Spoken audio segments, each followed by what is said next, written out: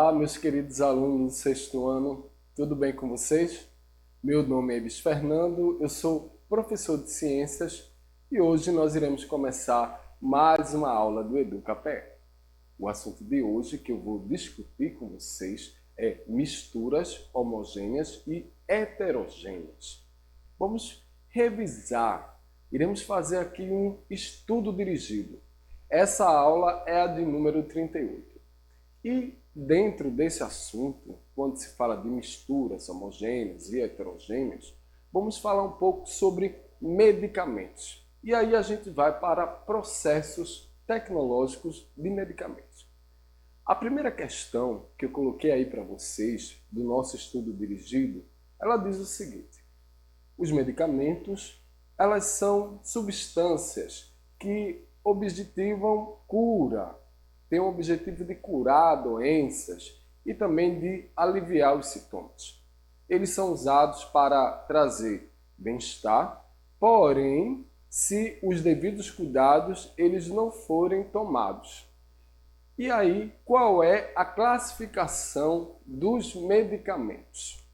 Quando se fala aí desses medicamentos, da classificação, eu posso dizer que a tecnologia ela foi utilizada ali para pesquisar, principalmente com a finalidade principal de gerar o quê? Conhecimento, e utilizado para desenvolver novos medicamentos, aprimorando todos esses processos.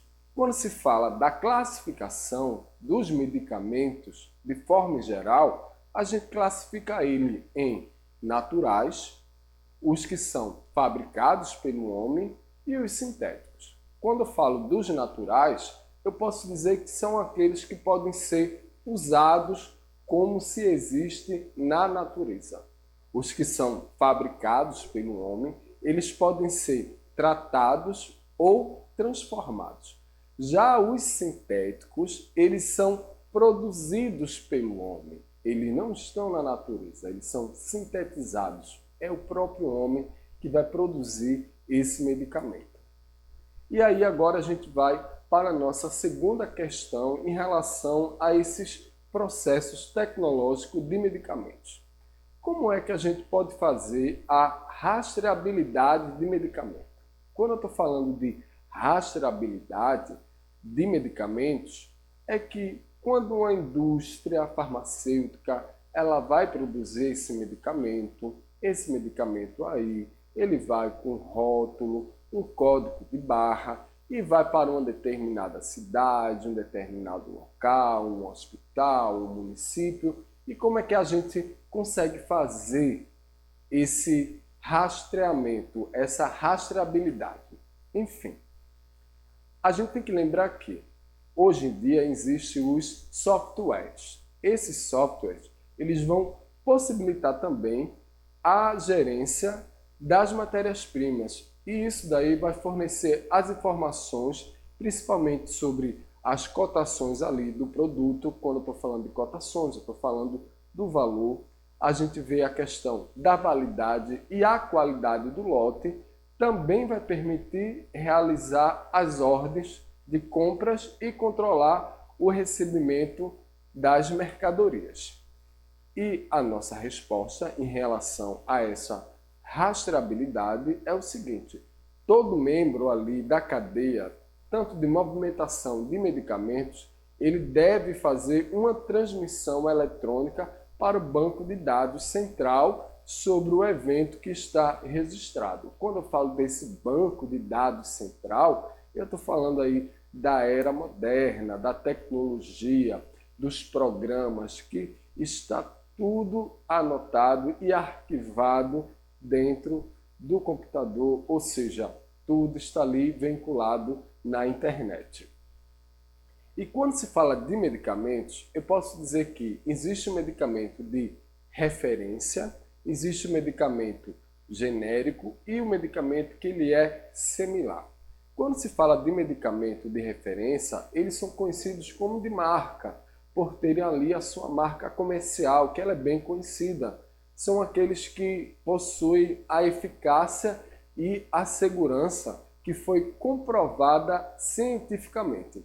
E geralmente esses produtos inovadores, eles estão ali com o registro da Agência Nacional de Vigilância Sanitária, que se chama a Anvisa. Só que também, além do medicamento de referência, a gente tem os medicamentos que são genéricos. Eles vão apresentar ali o mesmo princípio ativo, que é idêntico ao medicamento de referência, o que é assegurado ali por testes apresentados à Anvisa.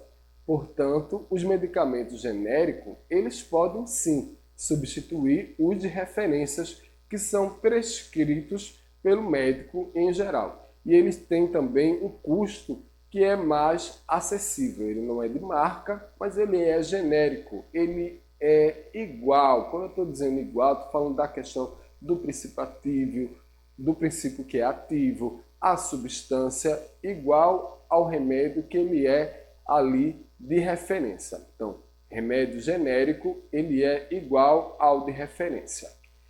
E também é o seguinte, quando se fala do remédio genérico, ali na embalagem dos genéricos há uma taja amarela contendo a letra G, né? Ou seja, que é a inscrição do medicamento genérico. E como esse tipo de medicamento ele não tem marca, o que o consumidor lê na embalagem é o princípio ativo do medicamento, ou seja, a substância que foi feita aquele tipo de medicamento. Temos também os medicamentos que são similares. O que é um medicamento similar? Ele é identificado ali pela marca ou nome comercial e possui o mesmo princípio ativo de um medicamento de referência. A diferença, na realidade, está relacionado a alguns aspectos, como o prazo de validade do medicamento, a embalagem, a rotulagem, o tamanho e a forma do produto. Agora eu gostaria de falar para vocês sobre as drogas e quais são os seus efeitos no organismo. Quando se fala de drogas, você pode imaginar uma farmácia. E aí, quando você vai à farmácia, existe o que a gente chama de automedicação. A automedicação é quando você não consulta um médico, simplesmente você sente um sintoma, chega em uma farmácia e vai pedir ali um determinado medicamento. Você está se automedicando. E isso daí pode ter os seus riscos, que deve ser realizado ali de modo consciente e também restrito. Isso daí a fim de evitar efeitos que são indesejados e também potencialmente danosos à sua própria saúde. E agora a gente vai para a nossa terceira questão do nosso estudo dirigido. O que é que vai levar uma pessoa à prática da automedicação? Bom, quando se fala da prática da automedicação, o que é que leva essa pessoa? É o quê? É a economia do tempo, porque você quer se ver livre daquele sintoma que você está tendo. A facilidade de acesso, a informação de que medicamento usar para cada sintoma, que você pode pesquisar isso na internet, a influência também de propaganda e também de conhecidos, e existe a dificuldade e a demora no atendimento médico.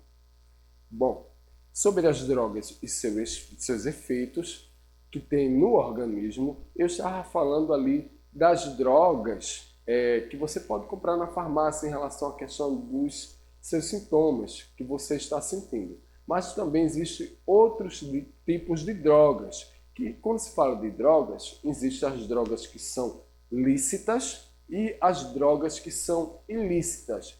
E agora eu vou falar justamente dessas drogas que são lícitas, porque a pessoa ela vai usar justamente uma droga que é ilícita.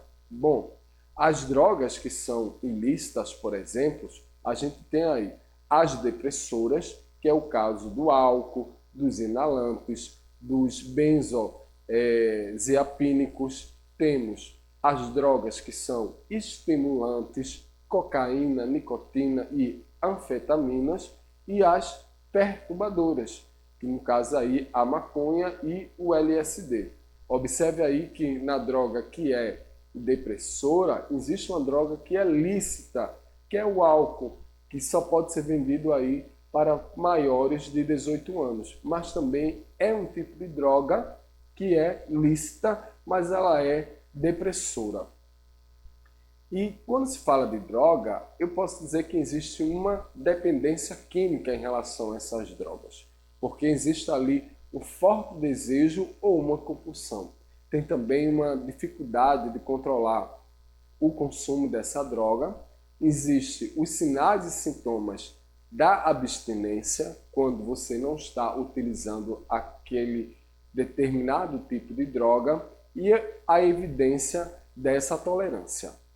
Existe também o abandono, né, de atividades de interesses, isso em favor do uso da droga, e a persistência do uso a despeito, principalmente, das consequências nocivas. Muitas vezes o indivíduo ele sabe que aquele determinado tipo de droga vai trazer ali uma consequência nociva, mesmo assim ele vai persistir.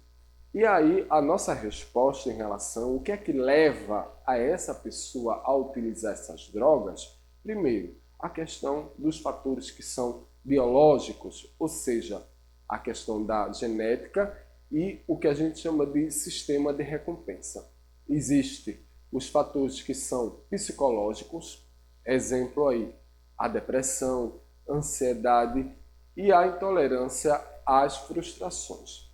E os fatores sociais, por exemplo, o desemprego e o fácil acesso às drogas. Temos também os fatores de risco. Quando falo dos fatores de risco, é o uso por familiares. Muitos dos adolescentes, eles têm ali o contato das drogas através dos seus familiares, né?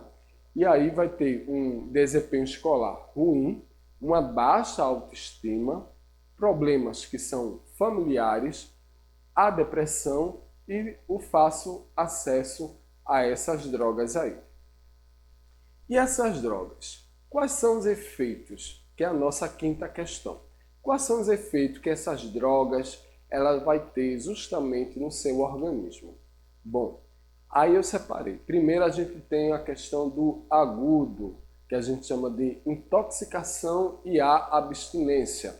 Observe que eu coloquei nesse slide o álcool, a cocaína e a maconha. O álcool, quando você está no estágio agudo, ele tem ali uma fala arrastada, um prejuízo na atenção, memória também, alguns tremores. Quando se fala da cocaína, a gente tem um aumento de FC. FC, na realidade, é a frequência cardíaca. O PA aí, no caso, é a pressão. Né? A pressão que a pessoa ela tem, que ela pode aumentar. E também a agitação, a perda de peso. E quando se fala da maconha, ela pode provocar ansiedade, alucinações e também a boca seca. Temos também a questão do longo prazo. Quando você usa aquela droga a um longo prazo, você vai ter, por exemplo, aí, do álcool, a falha de memória, a depressão que ele pode ocasionar no seu organismo. Quando se fala da cocaína, a gente tem arritmias cardíacas. O que é uma arritmia cardíaca? Eu estou falando ali do batimento ali, ó, do coração. Ele vai ficar ali acelerado. Temos a desnutrição e também os quadros psicóticos. Já a maconha pode provocar as crises de bronquite e uma síndrome amotivacional. A pessoa ela perde a motivação por várias coisas que você pode fazer aí no seu cotidiano. A nossa sexta questão da nossa revisão aí, do nosso estudo dirigido, é quais são os danos prejudiciais das drogas no organismo jovem. Nossa aula aqui é a aula do sexto ano. Eu estou falando com os adolescentes, quando eles começam a utilizar esses tipos de drogas. O que é que pode prejudicar aí no seu organismo? Veja bem, em um organismo que é jovem, essa rápida trajetória ela pode provocar sérias consequências, que podem ser bem piores. Os adolescentes eles são mais vulneráveis, porque muitos dos órgãos do corpo deles ainda não alcançaram o desenvolvimento pleno. Tanto é que, veja bem, o adolescente está passando ali pela puberdade, os órgãos, eles ainda estão se desenvolvendo, ainda vai chegar na idade madura.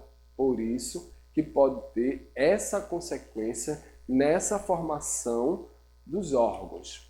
E as drogas, principalmente aquelas que são inaladas, como a cocaína, por exemplo, elas são absorvidas com mais rapidez pelas células. Como a função ali do aparelho circulatório é distribuir os elementos que são captados pelos vasos sanguíneos, essas substâncias que são tóxicas, elas logo vão alcançar as regiões cerebrais. Por exemplo, o êxtase e as drogas que são injetáveis, como a heroína e o LSD, eles vão causar ali um impacto muito semelhante no cérebro. E é por isso que é preciso estar atento ao efeito das drogas no organismo devido ao comprometimento das áreas, principalmente cerebrais, e o risco de desenvolvimento de lesões que são neurológicas. E aí o uso continuado dessas substâncias, ela vai expor principalmente o organismo que é jovem ao desenvolvimento de diversas enfermidades mentais e também físicas, a doenças principalmente de ordem que são psíquicas, como a esquizofrenia, o surto psicótico e a síndrome do pânico, que são as mais preocupantes. Bom, hoje a gente teve aí a nossa aula de revisão, a nossa aula de estudo dirigido em relação à questão de misturas homogêneas e de heterogêneas. Eu falei um pouco de medicamentos e de algumas drogas que são lícitas e ilícitas. Eu vou ficando por aqui e a gente se encontra na próxima aula do EducaPE.